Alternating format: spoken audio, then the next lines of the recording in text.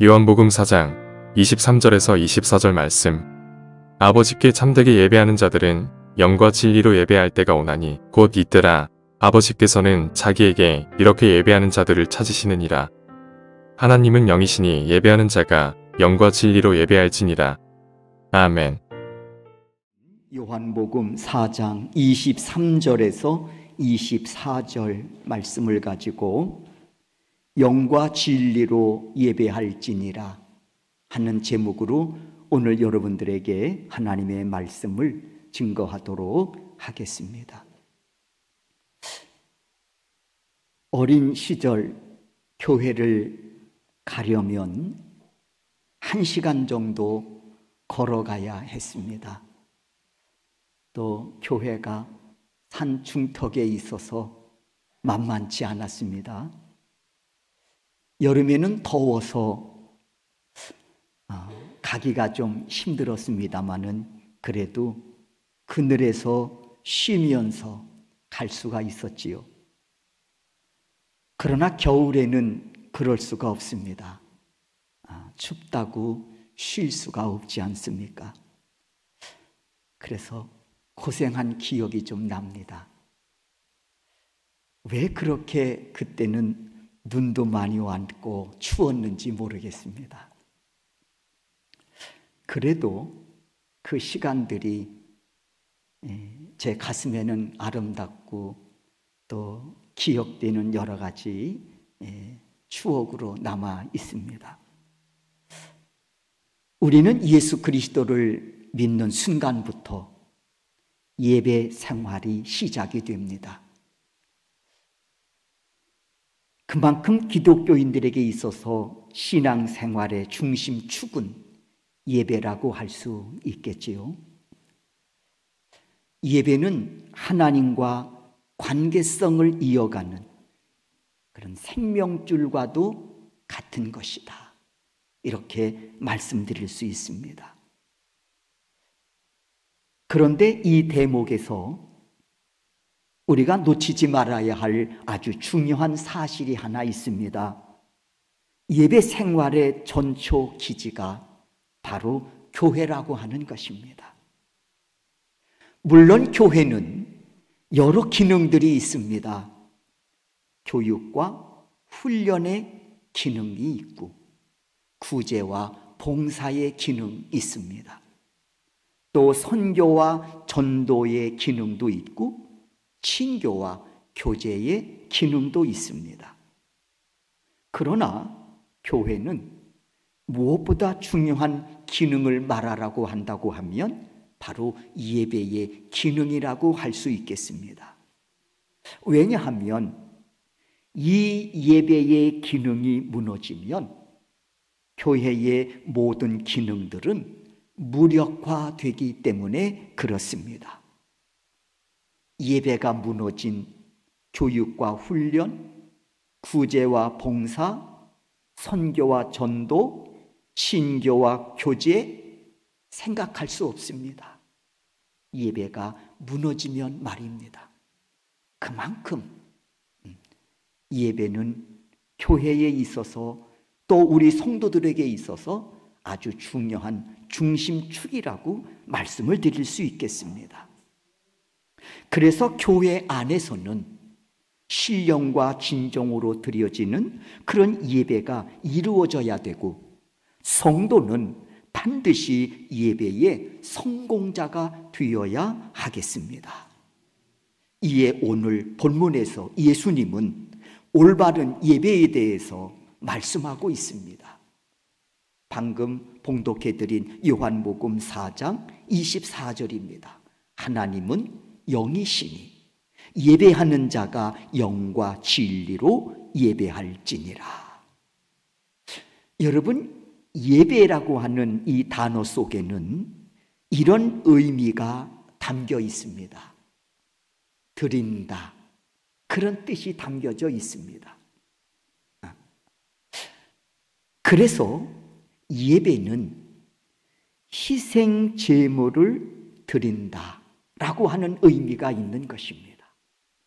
예배라고 하는 이 단어 속에는 희생 제물을 드린다, 라고 하는 그런 의미를 담고 있다는 것입니다.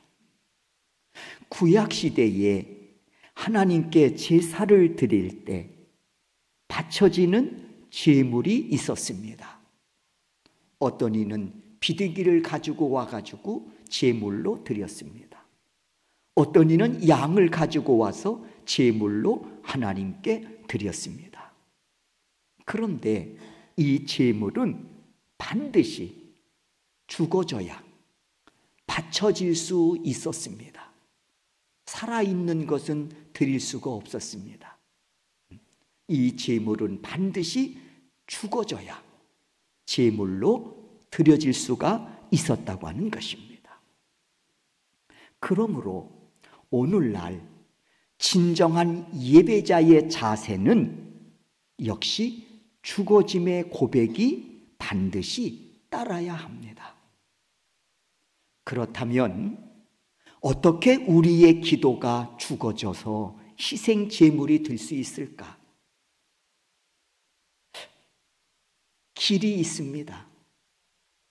하나님의 뜻을 구하고 순종을 위해 기도할 때 우리의 기도는 희생 제물이 되어 하나님께 연락될 수 있는 것입니다. 여러분, 생각해 보셨습니까? 우리가 헌금만 하나님께 드려질 때, 헌금이 하나님께 드려질 때, 그 헌금만 하나님께 연락되는 것이 아니라 우리가 하나님 앞에 나와 기도를 드릴 때 하나님은 그 기도를 희생 제물로 여기시고 연락하신다고 하는 이 사실을 여러분 잊혀서는 안 되겠습니다. 이에 본이 되어 우리에게 가르쳐 주신 분이 계십니다. 바로 예수님이십니다.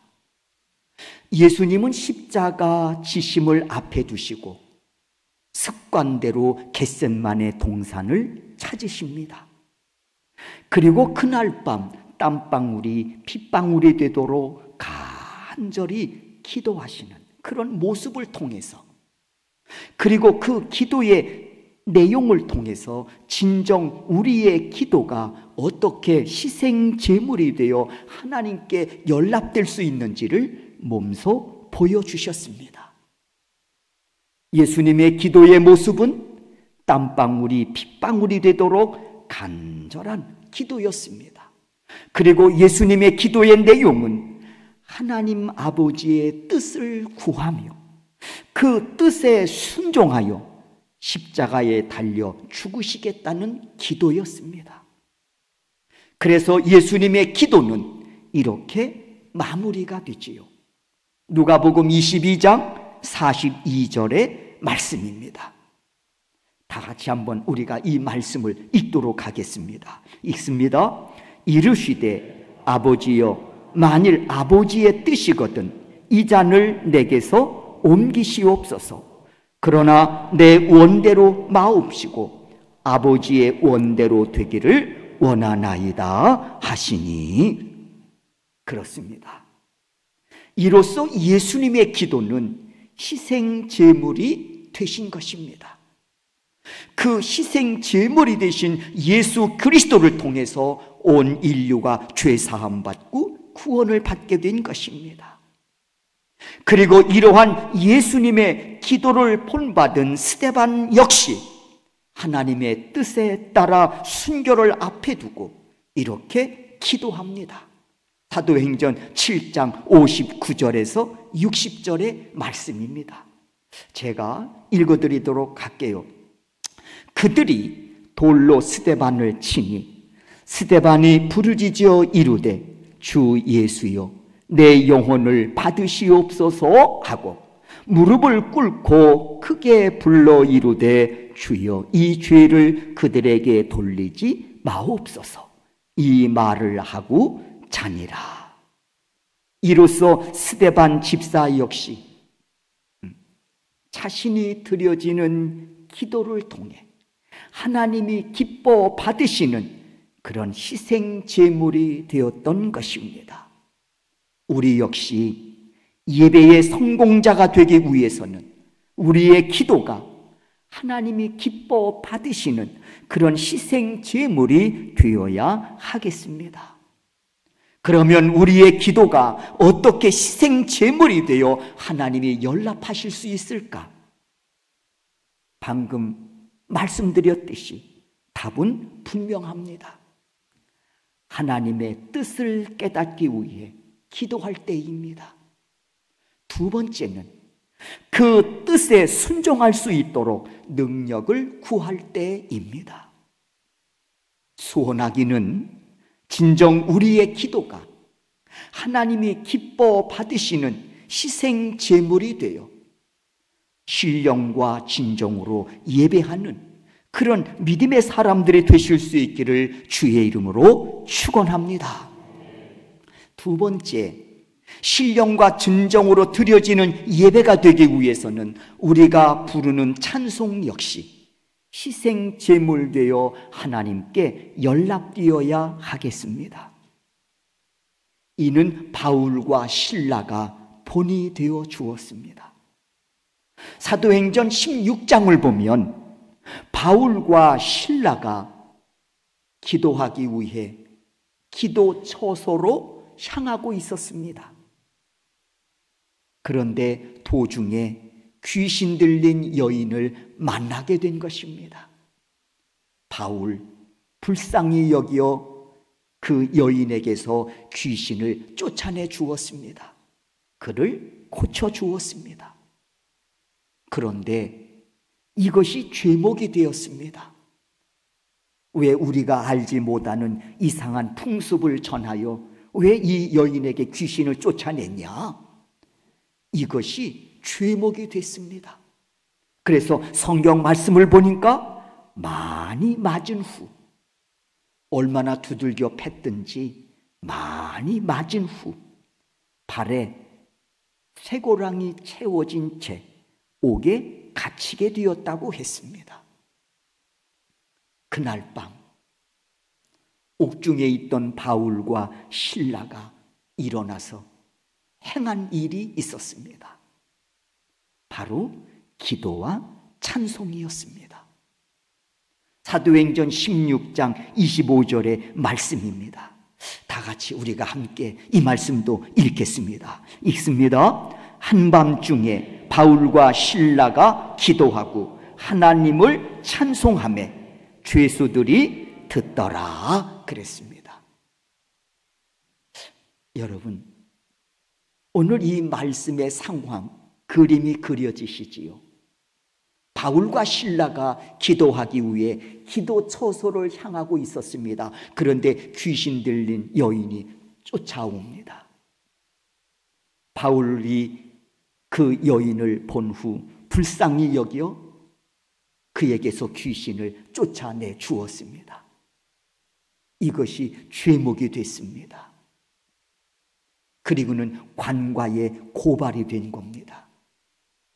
관과에서 사람들이 나왔습니다. 바울과 실라를 얼마나 두들겨 팼든지 많이 맞았다고 했습니다.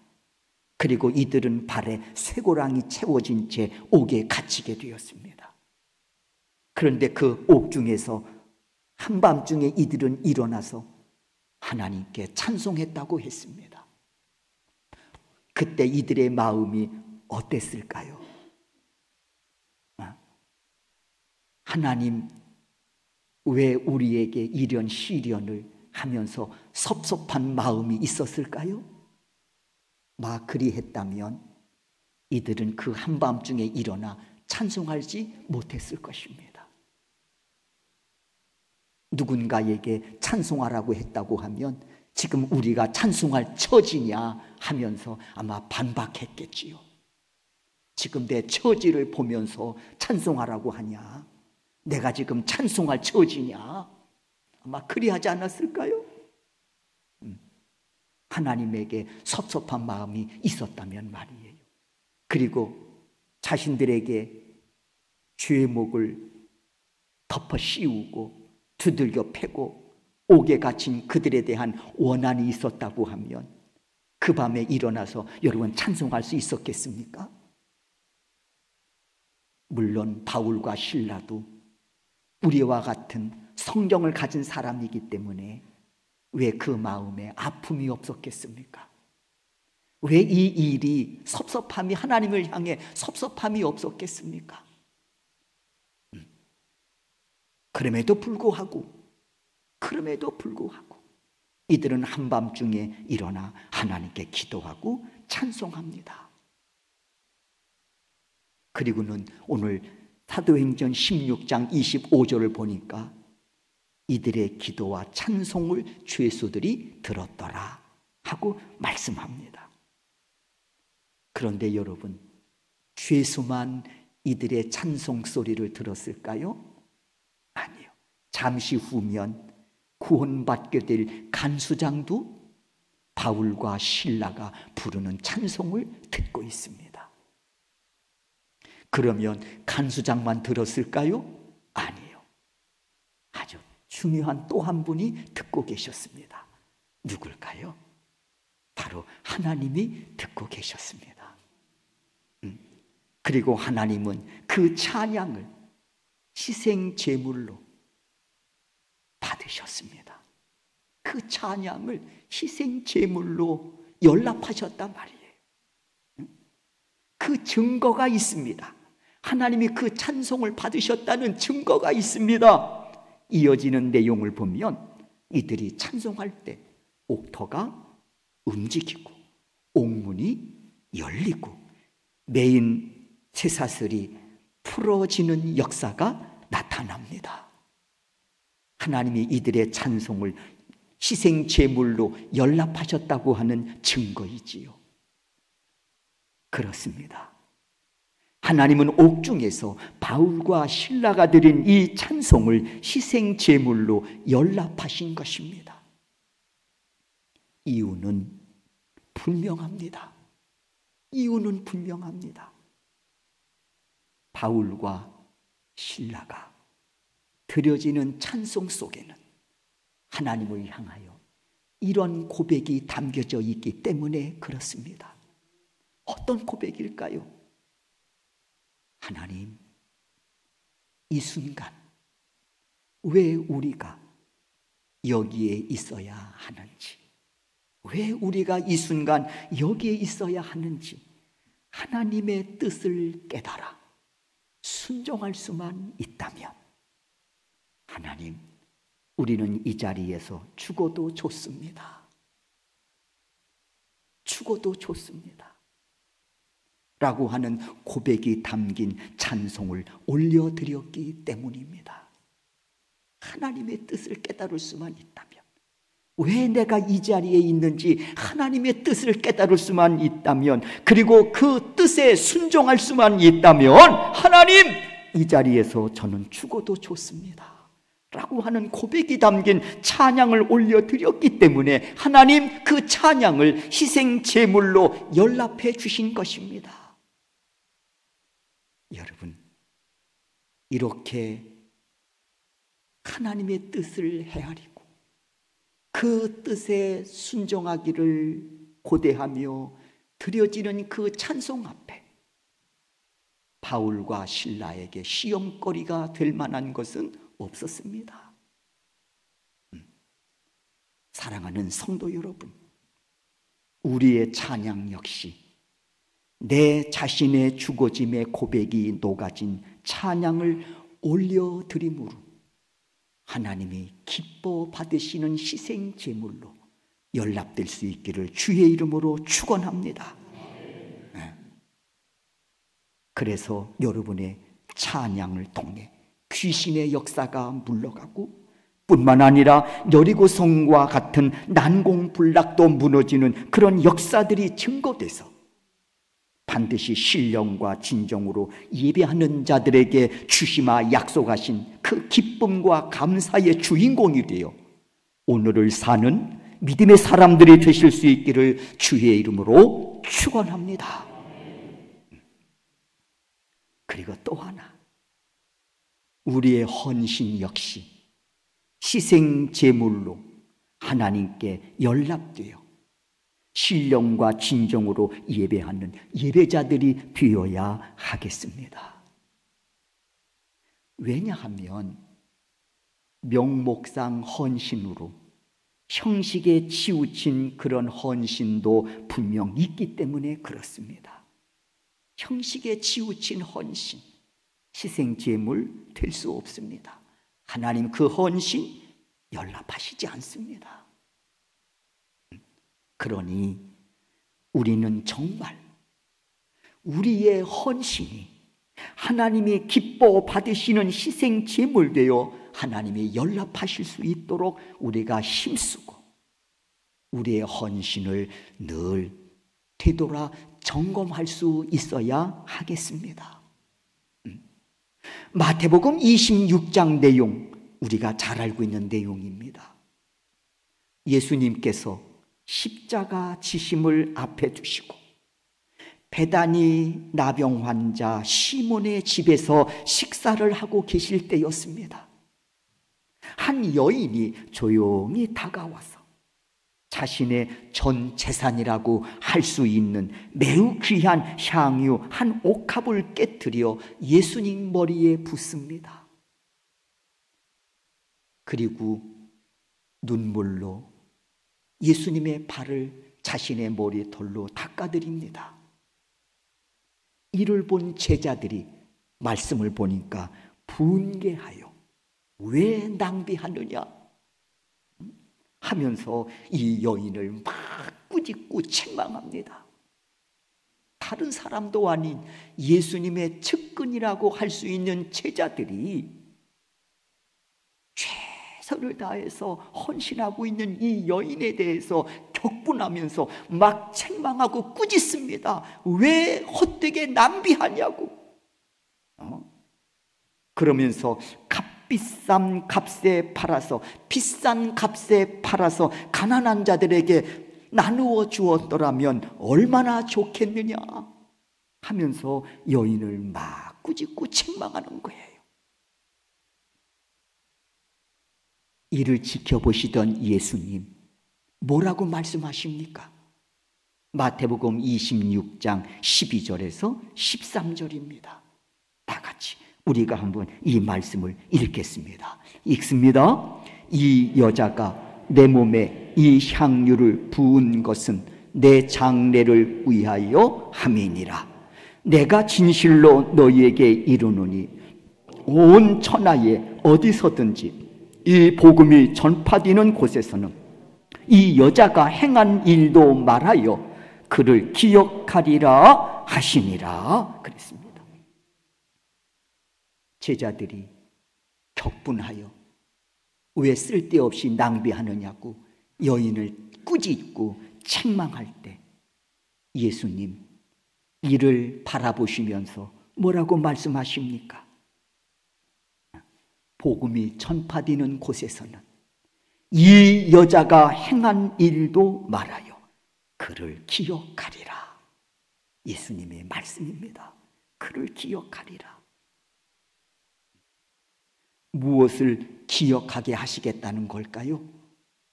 값비싼 향유입니까? 아닙니다.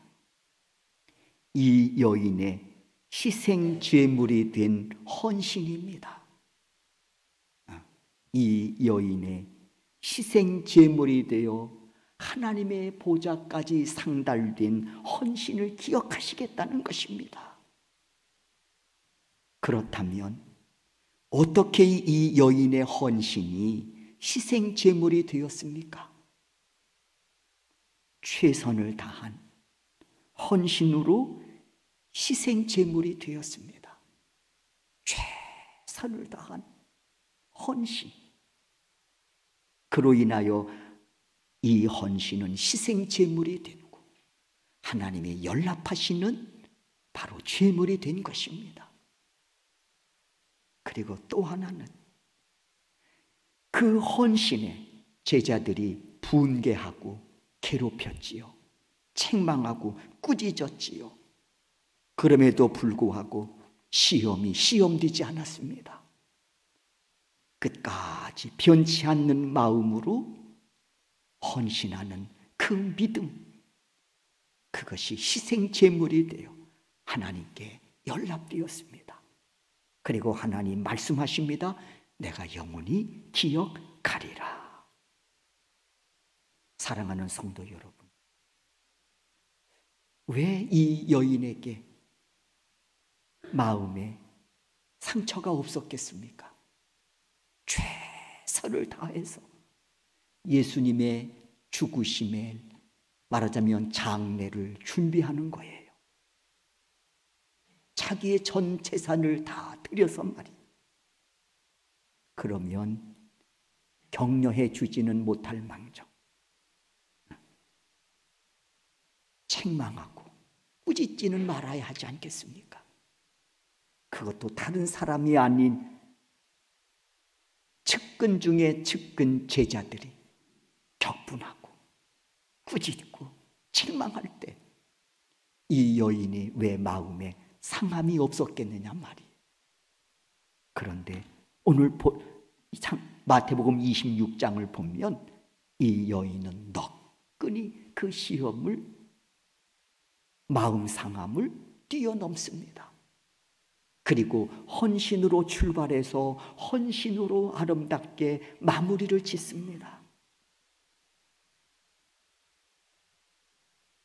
어디서 이런 힘이 나왔을까? 적어도 이 여인의 헌신은 어떤 자세로 드렸냐면, 여러분, 특권으로 생각했습니다. 헌신을 특권으로 생각했단 말이에요. 우리는 조금 헌신한다고 했을 때 내가 해줄게 라고 하는 자세로 헌신할 때가 없지 않아 있습니다. 내가 조금 해주지 뭐. 그런 헌신의 자세는 결코 희생 제물이 될 수 없습니다. 하나님이 사람이 없어서 우리를 그 자리에 세워 헌신을 받고자 하시는 것입니까? 그렇지 않습니다. 그렇지 않습니다. 때문에 내게 헌신의 기회가 주어졌을 때 신령과 진정으로 예배하는 자들의 자세는 특권으로 생각한다는 것입니다. 오늘 이 여인 마찬가지예요. 내가 재산을 들여 예수 그리스도의 죽으심을 준비할 수 있다는 이 사실에 대해서 여인은 적어도 특권으로 생각한 것입니다. 때문에 제자들이 격분해도 거기에 흔들림이 없는 거예요. 제자들이 이에 대해서 책망하고 꾸짖어도 물론 마음 상함은 있지만 그렇다고 헌신을 내려놓을 수가 없었던 것입니다. 여러분, 운동장에서 결승점을 향해 달려가는 선수들의 얼굴을 보신 적 있으십니까? 거리가 좀 돼서 우리가 보기는 좀 어렵지만 카메라가 크로즈오버를 했을 때 결승점을 향해 달려가는 그 운동선수의 표정을 우리는 볼 수 있습니다. 어떻습니까?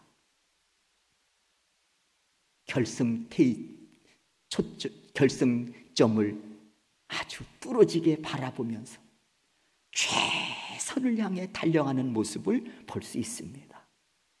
주위에 어떤 일이 일어나도 아랑곳하지 않고 그냥 달려가는 것입니다.